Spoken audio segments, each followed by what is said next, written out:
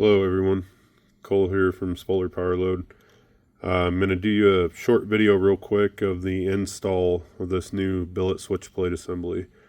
A lot of people have been buying them, but some have been questioning this part right here, the little plastic cover that says remove. It's very simple. We didn't mean for it to be a confusing point, but I'll take you through how you put the box on. These 4 screws right here you need to remove. 1, 2, 3, 4. Once you split the plate from the box, we can get to the screws that hold this cover on here. So I'll get those loose and be back with you. Okay, so 4 screws are removed. Now you can grab this cover here and pull the box apart and set your box aside. Now in this bracket right here, you'll see these counterbore holes. There are 2 632 Allen screws that are holding that box in place. Those are the same bolts that are going to bolt it to your machine, so don't lose them. Just simply loosen these and pull that cover off. So I'll do that and be back with you shortly. Okay, so when you remove or loosen those screws, it will allow you to remove that box, that cover that was on there. Now you have this. Don't lose those, because like I said, those are going to actually put it right onto the machine, just like that. Same way the old one's on there now. So this is officially done and ready to go onto your machine. So I'll set that aside and we will slide. You can throw this cover away or keep it, whatever you want to do with it. Slide the machine over here. I have the camera standing on a box, so I'm going to try to give you the best angle I can here. When it comes to installing it, I would recommend removing the charge bar cam right here.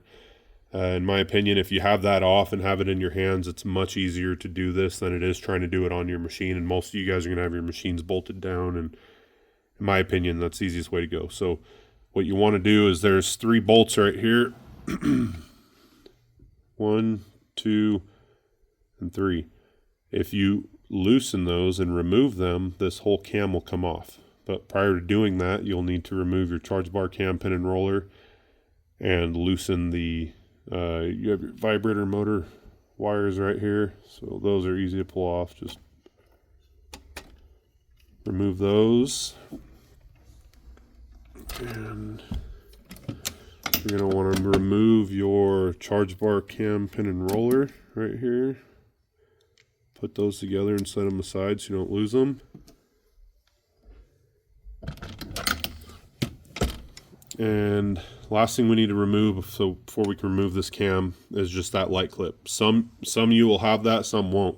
If you don't have it, you don't need to worry about it. But the way I go about it, if it is present, is I use a flathead screwdriver and I come up from the bottom like this. And I get in between the primer track and that light clip and twist your screwdriver and it'll pop it off, just like that. Some are harder than others, but they will come off. Now from there, I'm going to loosen these 3 screws down here. They're a 1032, and the cam and box, that whole assembly, this whole thing will come off so it's easy to work on in your hands. So I'll be back with you shortly. Okay, so I have the charge bar cam off, and here's your old switch plate assembly. This one's about at the end of life anyways, but same thing as we did with the new one, you're going to do with this one. Remove these 4 bolts. It'll let you pull this box off, and then you can get to the 2 main bolts that are holding the faceplate to the cam. All right, I'll do that and be back with you. Okay, so I removed the box, took the 4 bolts out of the faceplate. The faceplate is still on there. It's being held on by these 2 632s that are left. So if we remove those real quick,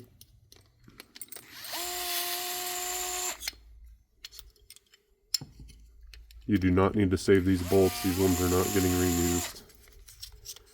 And here's your old switch plate assembly in the old box. Put those together, set them aside. Here's the new one with the new bolts sticking through. Same way that one came off, it goes on to the cam. So I'd point the cam down. If you have a vise, also, if you do have a small little benchtop vise, it would Probably be really simple if you clamp that in the vise like that and then came in like that. Let gravity do the work for you. Line up those bolts. At least just get one of them started. Once one's started, it'll go pretty simple.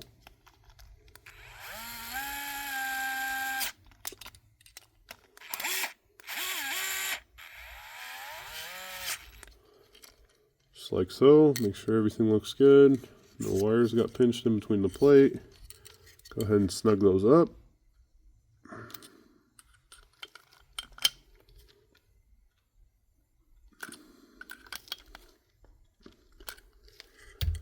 There's your new switch plate on your cam. Now, all you have to do here is put the box back on and this part's done. Be careful with this. We've had one customer accidentally catch his wires in between the box and the plate. He didn't get the wires aligned in that horseshoe appropriately, and it just acted like a knife and cut them. So pinch the two wires like that, get the box in there, and just guide them. Try to do this as good as I can with the phone in my face, but guide them in that horseshoe like so. Once you can see they're in there and you're not worried about them getting cut, go ahead and kind of slide your faceplate into place. And it should go together like that. Look nice and flush and clean. And you can see your wires are happy, they're not pinched.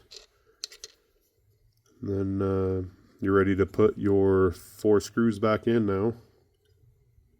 And we're ready to put it back onto the machine. So we'll be back with you shortly. Okay, so 4 screws are back in. You don't have to go crazy tight on those, just snug. Those steel bolts, the heads of those bolts will bite that anodizing pretty well, so just get those ones snug. It's just a cover. Set that down. It's ready to go back onto the machine. So try to slide the machine back over here into the picture. And again, that cam was sitting right on this cam bracket here. So you'll kind of just bring it in from the back like that. Set it right on there, about like so. And you'll have to align the holes, get the bolts started, and then get all 3 of them tightened and then snug them up. I'll be back with you. Okay, so I have the 3 bolts started there, so you can see they're back in. Go ahead and just snug them up.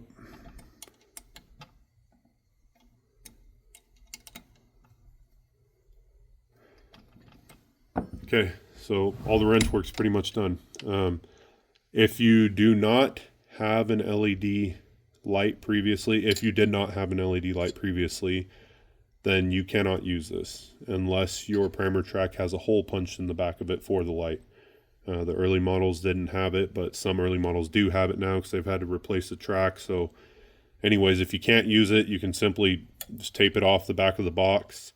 We're probably going to start questioning people here soon on whether or not you have it or not, so we kind of quit wasting these lights and clamps, because we've learned that quite a few are ordering these on really early models and they're not needing those lights and clamps. But anyways, if you don't need it, if you can't use it, you are ready to install your vibrator motor wires, and those are simple. They just slide right back onto the terminal there. Let's get them started and slide them on. They're really simple, just like that. If you did have the light and you're ready to reinstall it, do not do the vibrator motor yet. There's a chance you could accidentally rip those off in the process of doing that. This to me is the hardest part. It's a booger. So what you want to do, and sometimes if it's too difficult, you may end up having to loosen these 2 1032s right here and actually pulling the track out and away from the primer tray away so that you can get more access to it, that area. But what I do is I'll start down lower. I'm going to just show you, and then I'll actually set it down and do it. I start down lower with the clip and kind of just get it on the rail like that, where it's hanging on this side of the rail, and then I'll force it up in there in between that arm. I go up as far as I can till I'm right on that hole, and then from there, like I said, this is the toughest part, is just getting that thing back on. This one actually went really easy. Some of them are harder than others, but anyways, that one's on and that one's done. So now that the light clip's on, we can go ahead and do the vibrator motor wires.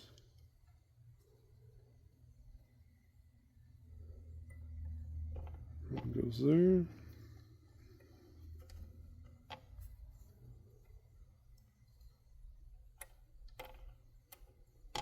That one goes there. And that's it. That's the installation of the new billet switch plate assembly.